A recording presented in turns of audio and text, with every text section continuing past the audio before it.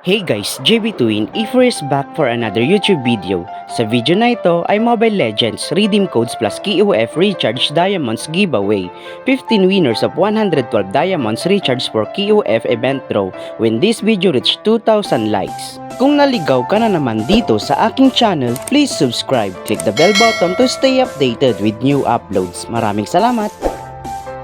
Kung nagtataka po kayo kung bakit may mga redeem codes po akong binabahagi araw-araw ngunit sa iba ay di gumagana sa dahilan na di tinatapos ang pinapanood at di na binabasa na may nakalagay na only one server can redeem the code. At take note, binibili ko ang mga redeem codes na ito para may makuwang diamonds sa unang nakakuha ng tamang paglagay sa redeem codes. Kaya suggest ko na panoorin ang buong video upang sa ganun ay mas maintindihan kung ano ang no limit at limited na redeem codes.